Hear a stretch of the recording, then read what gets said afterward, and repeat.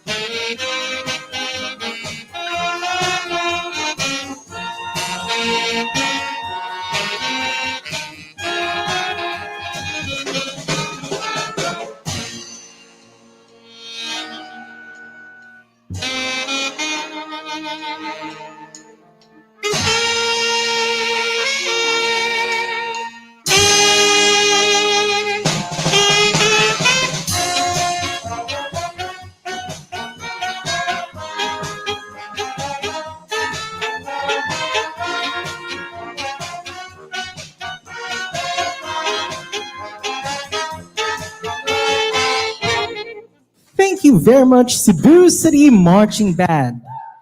Whew. Your support. Thank you very much. Okay. So we proceed with our 20th speaker, a grade 12 student of St. Louis College Cebu, Mandaue City Division, Seth Anthony C. Saniza, with the question, for what or whom are you willing to fight, live, and die for? Mic test, mic test.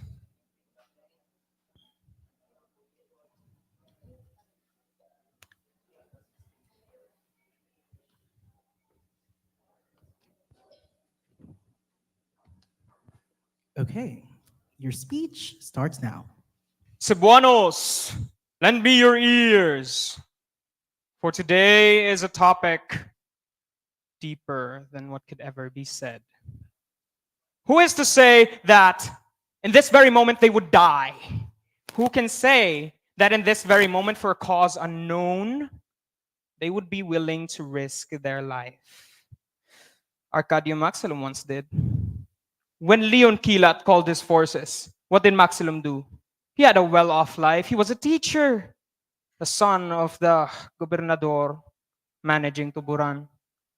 But there was more. There was more. His people were imprisoned. His people were not free. And so he took that stand. I am willing to die for this country, to die 1,000 times more. Sadly, I have only but one life to give. I am alone. Maxilom was the last man standing. Only one, but not anymore. Look around you. Are you alone? Cebuanos, are you alone? No, you're not. Not anymore. There is no last man standing. We are united. We are one.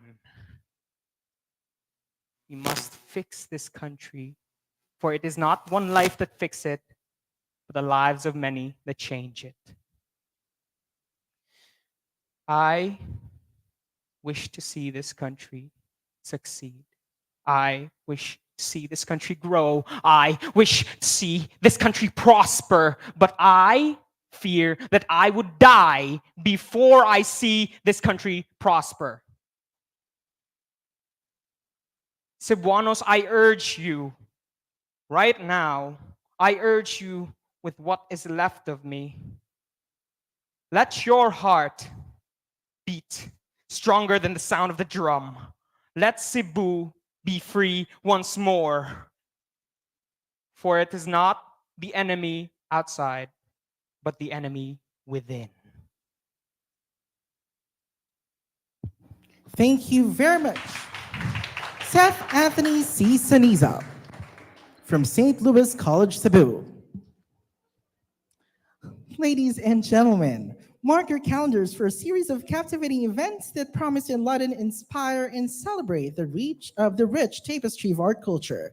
Join us on December 16th for an immersive celebration of craftsmanship as we spotlight Fabric and Banig with Carlito Amalia, J. Nathan Jore, and Earl Vincent Endab. As we draw near to the heart of the festive season, don't miss our event on December 29th, Pasko sa Kagawasan. Join us for a jubilant celebration of freedom and unity filled with the spirit of Christmas. Experience the joy of the season through lively performances, cherished traditions, and a community coming together to share in the warmth and the magic of Pasko sa Kagawasan. Now we continue with our last contestant, a grade 12 student of St. Louis College, Cebu, Mandaue City Division, Ricardo Rey Ferrier, with the question, what motivated General Maxilom to fight against the foreign colonizers? Mic test, mic test. Mic test. Your speech starts now. To our Board of Judges, family, friends, teachers, ladies and gentlemen, good afternoon. What motivated General Arcadio Maxilom to fight against the colonizers? Well, let me tell you a story. When I go at home, I usually don't study at all. I just go on my phone and I see that my friends are doing the same thing as well. You could say that we represent some of the people in our current generation. Relating it to Arcadio Maxilom, he also lived a content life. He wasn't living in poverty. He was actually lived a pretty good life. So what am I trying to say here is, against the colonizers and in our present generation, we stayed blind to our current social issues. But you know what Arcadio Maxilom did? He chose to be uncomfortable to achieve an even greater comfort for our people. So from this, we can make him as an example for us to not stay blind from whatever it is that is affecting our country. Let us serve him as an example to be compassionate for other people. Let us give him our commemoration and to remember the values that he has for us to live out our lives and remember to be compassionate, to live lives that are not just for ourselves, but with the care of other people.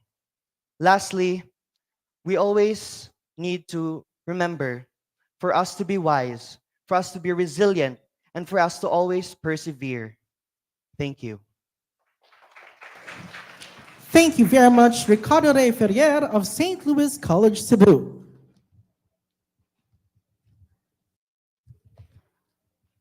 So there you have it, ladies and gentlemen. Our contestants for this year's Cebu Island-wide Hybrid Extemporaneous Speech Contest. Let's give them a big round of applause, please. A resounding applause. Now, I would like to request the presence of our contestants to be here on stage as we hear the judges' comments.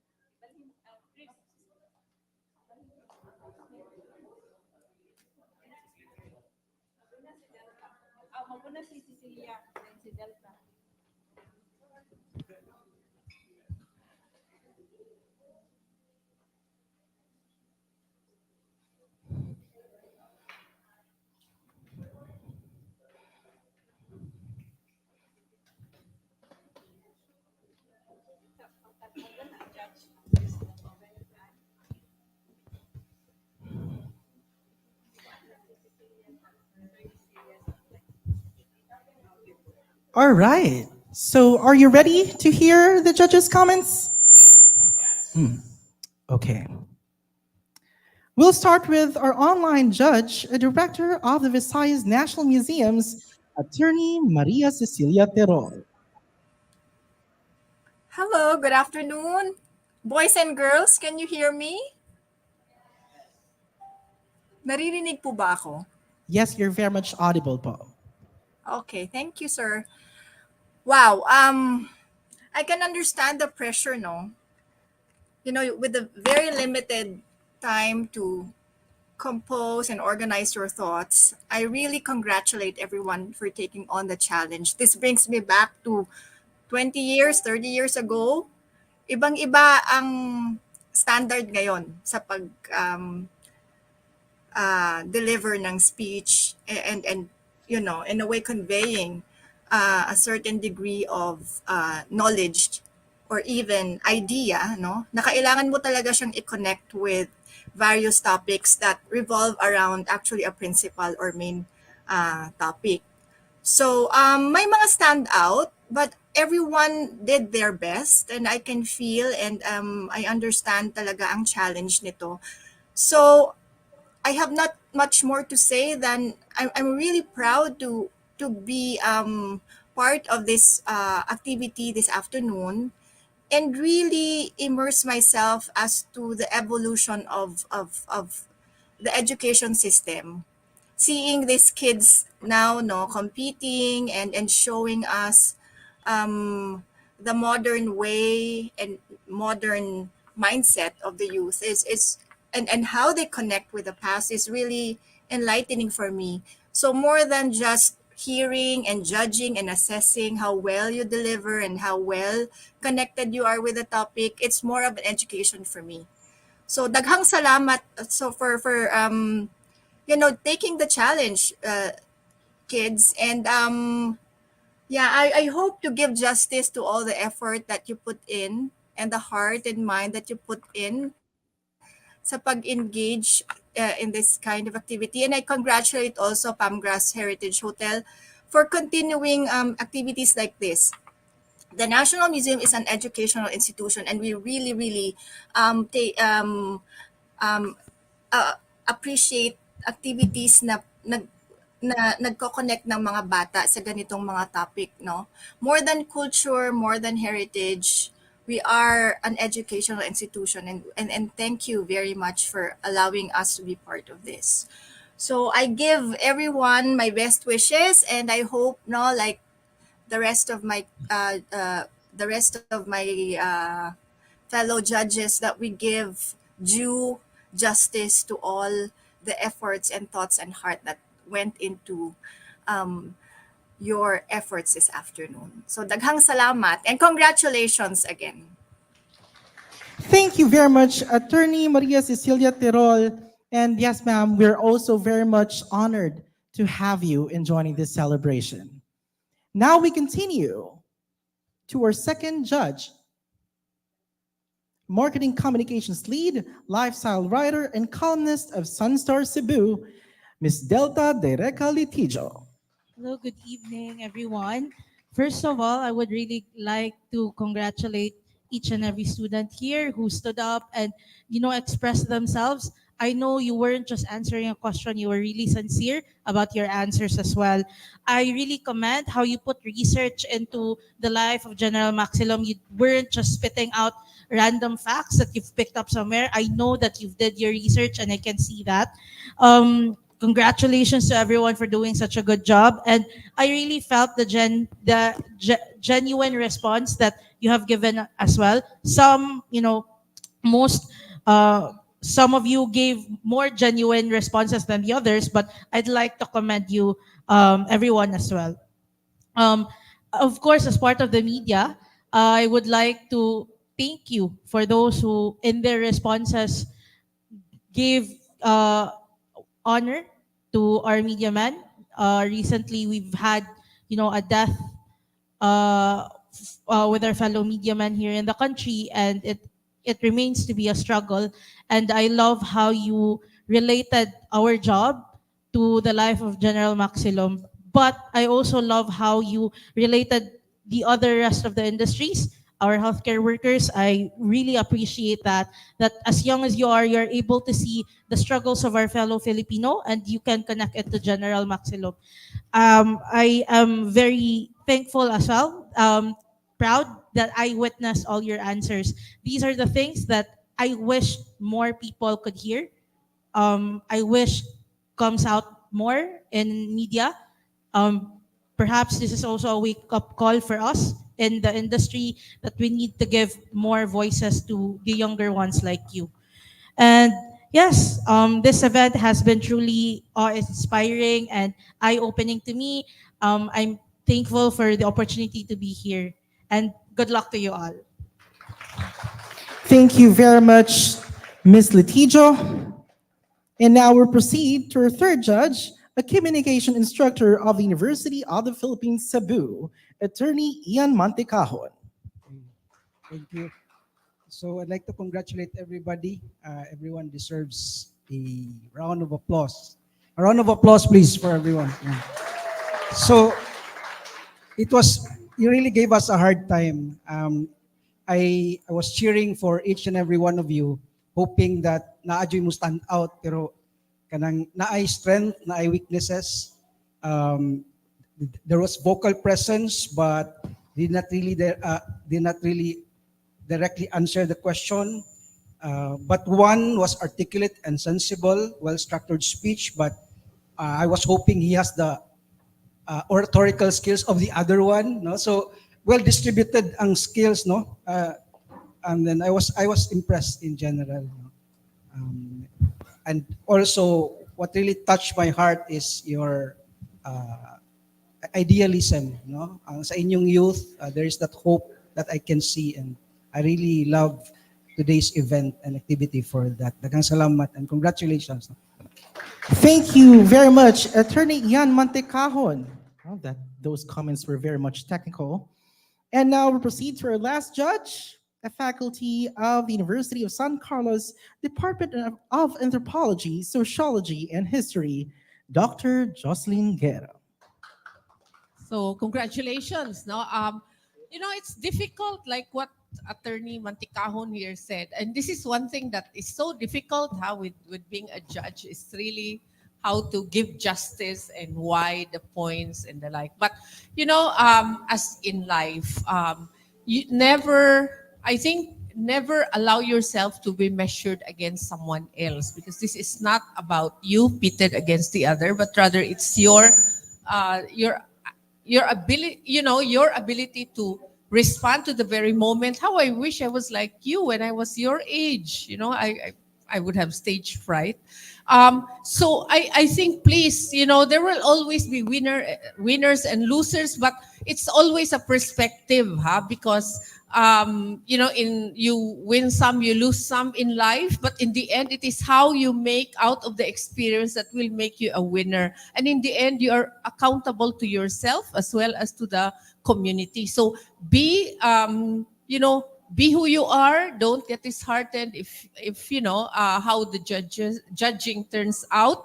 But we believe in you. Remember that always. We see a treasure in each and every one of you, and I wish that you keep this fire of youth into your life later, and then infect the other members of your community. Lastly, I think I'd like to applaud the teachers now in the school, because I keep on hearing one of the things that I hear is resilience, which was never really in our generation, resilience was not, but I think I like it, and I think this is where the teachers really played a very important role in the curriculum. So, congratulations to all. Thank you very much for that heartwarming comment, Dr. Gerra. And once again, thank you very much to our participants and to all our judges. Let's give them once again a resounding applause. Once again, the contestants will also be competing for the Netizens' Choice Awards. So later on, their speeches will be posted on our Facebook page, Palmgrass de Cebu Heritage Hotel. The winner of the said award will be based on the views and reactions of the videos. Online voting will be until November 26, 2023. And also, the winners of the said competition will be announced on the 30th of November, the year 2023. Mark your calendars for the following events. November 30th, KKK Connections to Cebu with Marben Bascon. December 16, Fabric and Banig with Carlito Amalia, J. Nathan Jore, and Earl Vincent Enda. December 29, Pasko sa Kagawasan. At this point, please allow us to thank our partners, Department of Education Region 7, Trust the Abril Foundation Incorporated, Museo Sugbo, Central Visayas Association of Museums, Diyandi Heritage Center, and SOAN 2020 Incorporated. Thank you very much for your all-out support. Let's once again give everybody a big round of applause.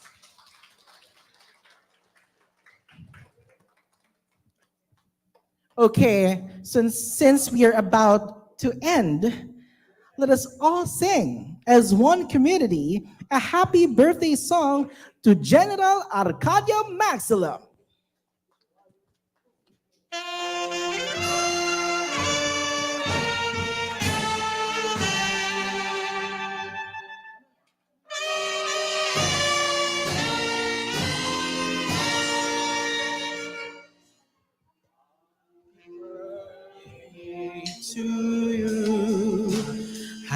Happy birthday to you.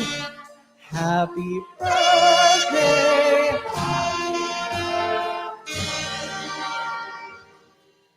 Happy birthday to you. Happy birthday to you. Yeah!